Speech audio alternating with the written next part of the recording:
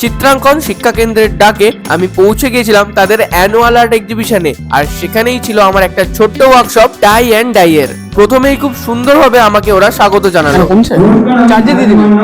চিত্রাঙ্কন শিক্ষা কেন্দ্রের প্রধান শিক্ষক আমাদের আজকে হচ্ছে আর্ট এক্সিবিশনের তৃতীয় দিন। তো আজকে আমাদের টাই অ্যান্ড ডাই ওয়ার্কশপ হচ্ছে এবং আজকে ওয়ার্কশপে আমাদের মেন্টর হচ্ছে ঋত্বিক মান্না, যিনি আর্টিস্ট মডেল হিসেবে পরিচিত।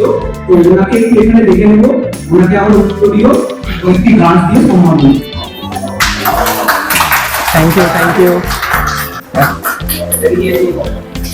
তারপর আমি প্রথমে যেটা করলাম সেটা হলো তাদের ভয় কাটানো, এই টাই অ্যান্ড ডাই এর মানে বোঝানো। তারা অনেকটাই ছোট, তাই না জানাটা স্বাভাবিক। খুব সহজ সরল ভাবে তাদের মাথায় বিষয়বস্তুটা পুরো ঢুকিয়ে দিলাম। তো আমরা প্রথমেই ভাবি না আজকে কি শিখবো, কোনো আইডিয়া যে এটা কি হতে পারে। তাহলে আজকে কি করবে কিছু জানো না, শুধু কাপড় নিয়ে বসে আছো। বলো, ভুল বললে বলো, কোনো অসুবিধা নেই। আচ্ছা আমি বলছি, ঠিক আছে। কিন্তু এই যে টাই অ্যান্ড ডাই এর বাংলা হলো বাঁধনি। আমরা বিভিন্ন প্রকারের এই কাপড়টাকে ফোল্ড করে করে বাঁধবো। ছোট করে বললে প্রথমে একটা সাদা কাপড় নাও, কাপড়টা যেন খুব পরিষ্কার হয় এবং কাপড়টা যেন মারোটা থাকে। এরপর কাপড়টা নিজের মতো করে ভাঁজ করো, এবং এই ভাঁজ করার কিন্তু বিভিন্ন পদ্ধতি রয়েছে, সেগুলোই আমি ওদের ওখানে দেখাচ্ছিলাম। এবং ভাঁজ করার পর কাপড়টাকে সুতো দিয়ে কিন্তু গিট বেঁধে নিতে হবে। কিভাবে বিভিন্ন রকম ভাঁজ করে গিট দেওয়া যায় এবং সেই সুতোর গিট বাঁধা এবং ভাঁজ করার উপরই কিন্তু ডিজাইনটা নির্ভর করছে। তাহলে এটা ব্লু কালার, এখানে যদি আমার ব্লু কালার হচ্ছে, কিন্তু যেই আমি যে জায়গাটা ধরে রেখেছি এখানে কিন্তু আমি বেঁধে রেখেছি সুতো দিয়ে, তাহলে এখানে কোনো রকম কালার প্রবেশ করছে না। তাহলে এখানে আমার কালার সাদা থাকবে। এই যে ডিজাইনটা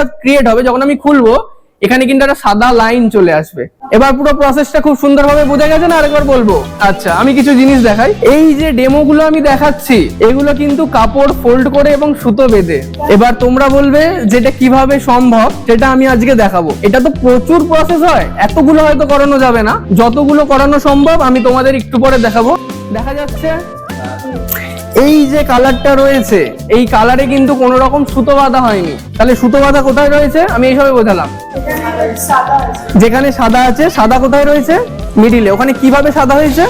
সুতো বেঁধে। এই তো বুঝে গেছে, এই তো শিখে গেছো, বোঝা গেছে। এই অল্প সময়ের মধ্যে হয়তো এতগুলো করানো যাবে না, এটা আমিও জানতাম। তাই আমি আমার পোর্টফোলিওটা নিয়ে গেছিলাম, যাদের ওদের কাছে ধারণাটা খুব ক্লিয়ার হয়ে যায়। আমি এখানে একটা সুতো বাঁধলাম আর এখানে একটা সুতো বাঁধলাম, তাহলে ঠিক কোন জায়গায় দুটো সাদা থাকবে?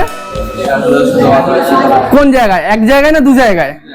Very good. আচ্ছা আমি 3 জায়গায় বাঁধলাম, তাহলে কটা জায়গায় সাদা থাকবে? বোঝা গেছে পুরো প্রসেসটা।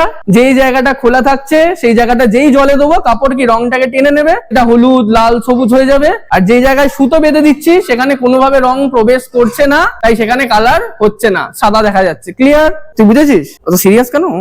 ঠিক আছে চলো, এবার আমি সবার হাতে একটা করে কাপড় আছে, সবাই কাপড়টাকে স্ট্রেট করো। আর এই ওয়ার্কশপটার আর আমার উদ্দেশ্য ছিল যেন ওরা শুধু জানবে না, ওরা করবেও। তাই ওদেরকে ওদের মতো করে বুঝিয়ে একদম ওদেরই নিজের হাত দিয়ে দু একটা স্যাম্পল আমি এবার তৈরি করাবো, সেটাই দেখাতে বসে পড়লাম। অনেক ভাবে বাঁধা যায়, আমি অনেক রকম শেখাবো, যার যেটা পছন্দ করবে। সবার কাছে কটা কাপড় রয়েছে? 2টো করে। এটাকে প্রথম অর্ধেক করো, তারপর এদিক থেকে অর্ধেক করো।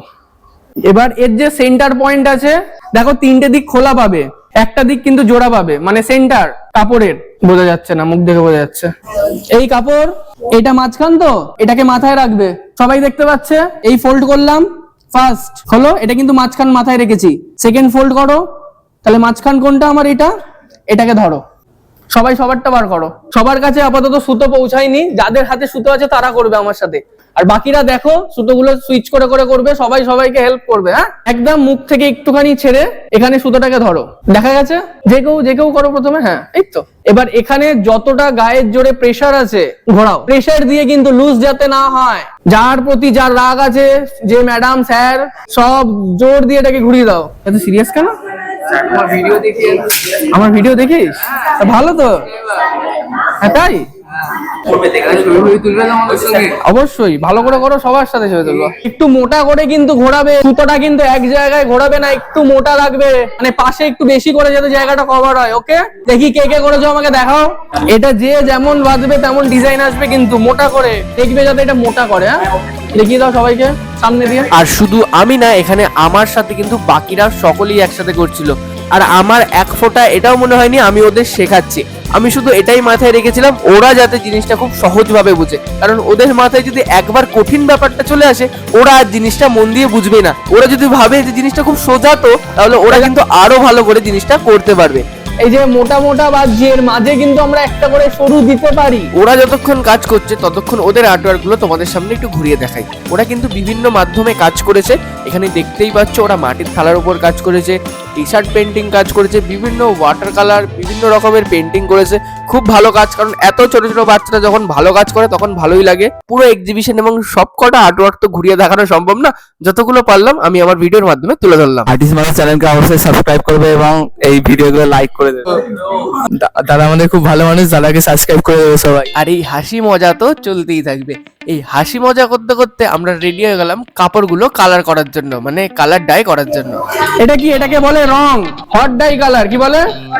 এই যে দিয়ে দিলাম 1 চামচ। গরম কেন জল করছি? হ্যাঁ, যাতে রংটা ভালো করে গুলে যায়। আর কাপড় কি, গরমে কাপড় ভালো সোপ করে কালার, ওই জন্য আমরা এখানে সল্ট ইউজ করছি যাতে রংটা ধরে রাখে। ঠিক আছে, একরকম না, 2 রকম দাও। এটা দাও, কার কোনটা আছে? কালার আছে, আরো নেবো করে ডাই করছি। হ্যাঁ, যখন প্রোডাক্ট করতে হয় তখন 10 মিনিট থেকে 15 মিনিট করতে হয় যাতে কালারটা উঠে না যায়। ঠিক আছে, এই জন্য এখানে আমি অনেকজন করছি অল্প সময়ে, তাই এখানে আমি 5 মিনিট রাখছি।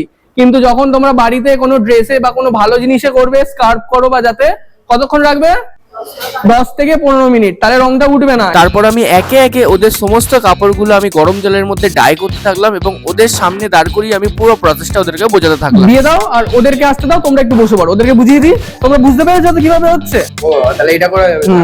আর ওদের বেলা রেড করেছি, তোমাদের এখানে ইয়েলো দিলাম 2-3টে, বাকিগুলো সবারই হবে পরপর। এরপর চলে এলাম একদম আমরা শেষ স্টেপে। কাপড়গুলো কালার করার পর কাপড়গুলো এবার খোলার পালা। জল দিয়ে ভালো করে ধুয়ে নিতে হয় এবং সেই কাপড়গুলো কিছুক্ষণ শুকানোর পর সেই সুতোগুলোকে আস্তে আস্তে খুলে ফেলতে হয় এবং কাঁচি দিয়ে ধীরে ধীরে সুতোগুলো কেটে ফেলতে হয়। আমি এটা একা করছিলাম না, সমস্ত স্টুডেন্টরা মিলে কাপড়গুলো ডাই করছিল এবং বাকিরা সবাই মিলে হাতে হাত লাগিয়ে এগুলো খুলছিল। আর কি রেজাল্ট এসছে সেটা তোমরা এখন দেখেই বুঝতে পারছো ভিডিওর শেষে যে কাপড়গুলো কেমন এসছে। অনেকেরই হয়নি, প্রথমবার বেঁধেছে, প্রথমবার করেছে, বাঁধনিগুলো ঠিক হয়নি তাই কালার ঢুকে গেছে, কিন্তু কেউ কেউ খুব সুন্দর করেছে। আমি দেখে খুব খুশি হয়েছি।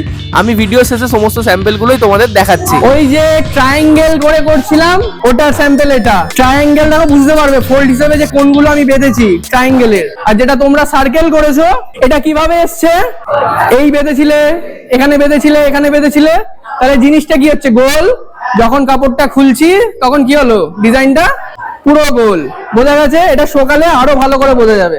এটা মার্বেল, যেটা আমরা এরকম মুড়ে দিয়ে ফোল্ড করেছিলাম, এটা হলো এই মার্বেল টেক্সচার। ঠিক আছে, এগুলো ছোট ছোট স্যাম্পল, এগুলো বড় বড় করে করতে হয়। এটা কোনটা ছিল? এটা আমি একটা দেখিয়েছিলাম শুধু মাঝখানে। দেখি এটা মাঝখানে কি আসবে? প্রিন্ট আসবে হালকা করে। এগুলো যত শোকাবে তত ব্রাইট হবে। এটা হলো লাইন। এটা যদি 3টে করতাম তাহলে এরকম লাইন কটা হতো? 3টে। 4টে করলে 4টে। এটা বোঝানোর জন্য আমি একটা টেনেছিলাম শুধু কাপড়ে। বোঝা গেছে? এখানে বেঁধেছি, সেখানে প্রিন্ট এসছে। এগুলো যত শোকাবে তত আরো, এই যে হালকা হালকা বোঝা যাচ্ছে না, এগুলো আরো ব্রাইট হয়ে যাবে। ওটা দেখো এখন রেডটা কত ব্রাইট হয়ে গেছে, আরো হবে। ওটা হচ্ছে, ওটা হচ্ছে। যাক, সবশেষে যে তোমাদের এই জিনিসটা পছন্দ হয়েছে এতে আমি আরো খুশি হয়েছি। তোমরা খুব এনজয় করেছো আমার এই ওয়ার্কশপে, তার জন্য তোমাদের সকলকে ধন্যবাদ। আর এরকম ভাবেই ভালোবাসা দিতে থেকো। সবশেষে আমি কাজগুলোর এক ঝলক দেখালাম অল্প করে, আর দিন শেষে সবাই যে আমাকে এত ভালোবাসা দেবে এটা আমি সত্যিই আশা করিনি। প্রত্যেকটা স্টুডেন্ট আমার ভিডিও দেখে তারা একটা ছবি শুধু আমার সাথে রাখতে চায় তাদের স্মৃতি হিসেবে। প্রত্যেক জনের সাথে আমি ছবি তুলেছি এবং তোমাদের এই ভালোবাসা পেয়ে আমি তো জাস্ট মুগ্ধ। Thank you so much. Thank you সায়নকে আমাকে ইনভাইট করার জন্য। থ্যাংক ইউ সমস্ত স্টুডেন্টকে মন দিয়ে এই ওয়ার্কশপটা করার জন্য আর আমাকে এত ভালোবাসা দেওয়ার জন্য। থ্যাংক ইউ তন্ময়কে এই পুরো ভিডিওগ্রাফিটা করে দেওয়ার জন্য। আর কি বলবো, কোনো কিছু বলার ভাষা নেই, জাস্ট মনে রয়ে যাবে আজকের এই দিনটা। চলো।